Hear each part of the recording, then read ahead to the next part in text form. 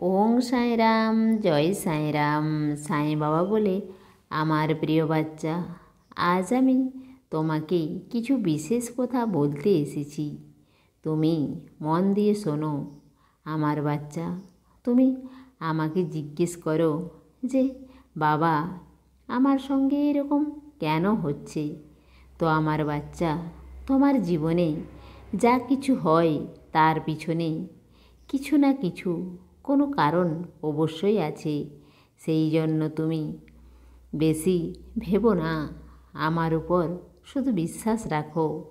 আমার বাচ্চা, আমি তোমার হাত কখনো ছাড়ব না, সেই যেরকমই পরিস্থিতি আসুক না কেন।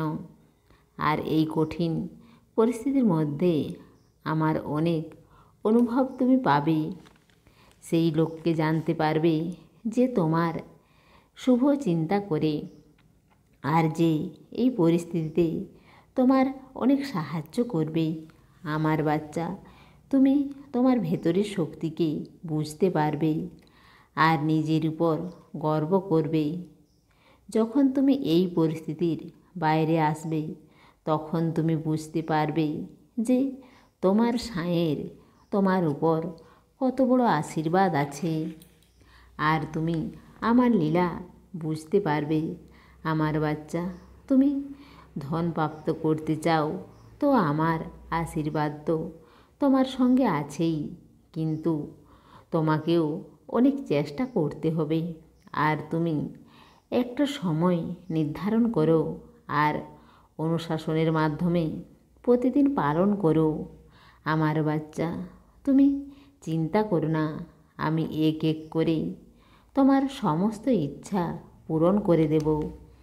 আর তোমার ব্যাপারে কখনো খারাপ কিছু তুমি ভাববে না আর বলবেও না, কারণ তুমি যখন নিজের ব্যাপারে খারাপ ভাববে তো তোমার আত্মবিশ্বাস ভেঙে যাবে। আর তুমি যখন নিজের জীবনে কঠিন সমস্যা ঠিকভাবে সমাধান করতে পারবে না, সেই জন্য নিজের ভাবনাকে পরিবর্তন করো। তুমি আমার সব থেকে প্রিয় বাচ্চার মধ্যে একজন, আর আমি তোমাকে অনেক গুণের সঙ্গে বানিয়েছি। নিজের গুণকে জানো।